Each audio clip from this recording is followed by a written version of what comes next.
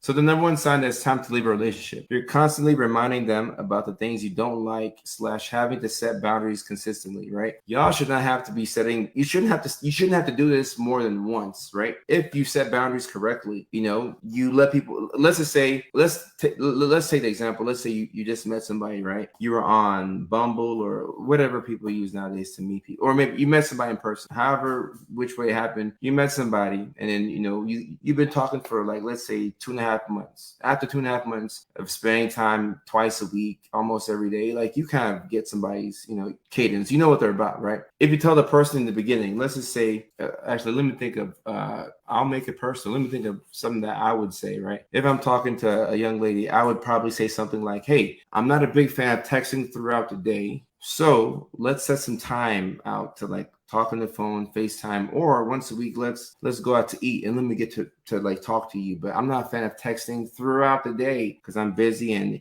my ADHD brain is scatterbrained automatically. So I'm gonna forget things. Like today, I forgot a lot of stuff, and tomorrow I'm gonna forget stuff. But hopefully, I can get the priority tasks done. So if I have to mention this to a lady I'm talking to, right? Month 2, month 3, month 4, month 5, I have to keep saying, hey, like, I like hearing from you, but can we talk on the phone? Can we get in person? The texting is kind of confusing me. Like, I'm behind on things. If that person is still doing that, what's that sign of? The person's not listening to you.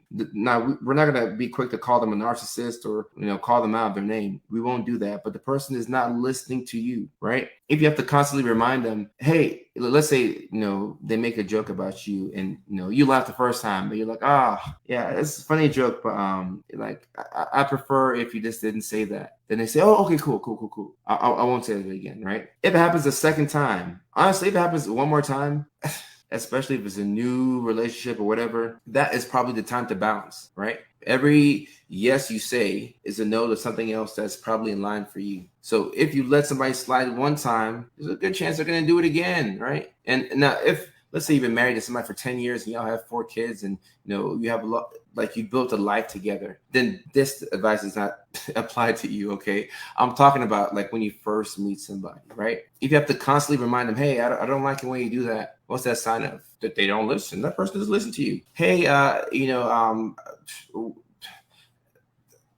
I'm sorry. I hate to bring this up. Like, I hate to be a bother, and I mentioned it when we first met, but anytime that you show up to my house unannounced or whatever, it just makes me feel like you don't respect me, right? You next week, if they show up to your house unannounced again, all right, that's the time to cut it off. And a lot of people wonder how they end up in narcissistic situations or whatever is going on. If you let something slide once, I promise you'll come back around and be like, I should have checked them the first time. And once again, this does not mean that they're an evil person, right? They're working through their own trauma and insecurities like we are too. But if you don't speak up for yourself, who will? You have to be your own biggest cheerleader. Carla says, I asked him not to smoke in my house, and he would go in the guest bathroom to smoke. So, Carla, once again, I don't know who him is, right? I don't know who him is, whether it's your husband or whatever. But let's just take you and this man out of the equation. Let's just say girl meets a guy.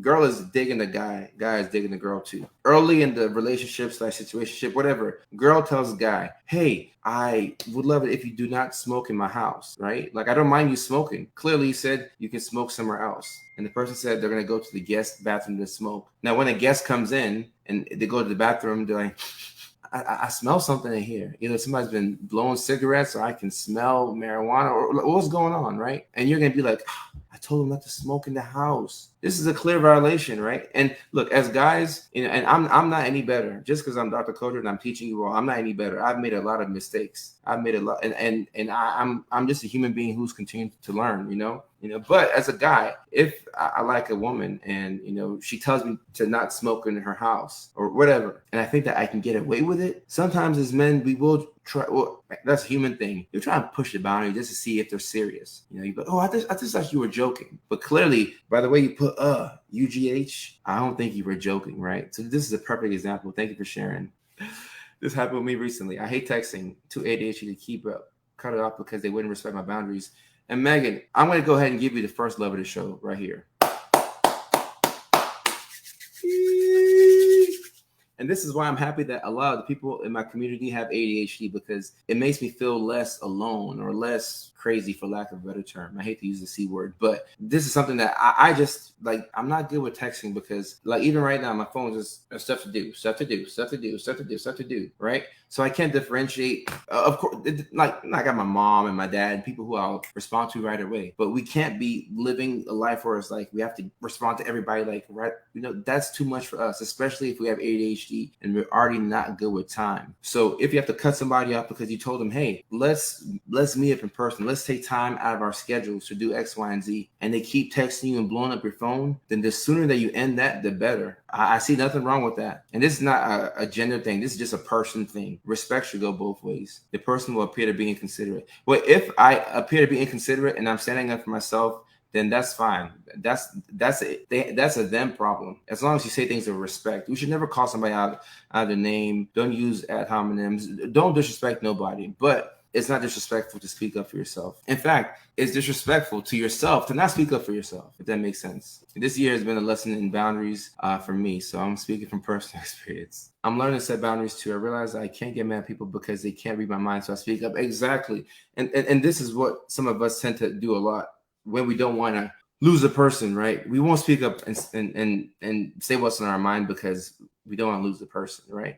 And this is probably one of the best ways for us to not set our boundaries, right? You enjoy that person's company. So you're like, I guess it's not that bad. And then you wait until it is that bad. But once it's that bad, you've lost all patience and you might be rude and disrespectful and, so on and so forth.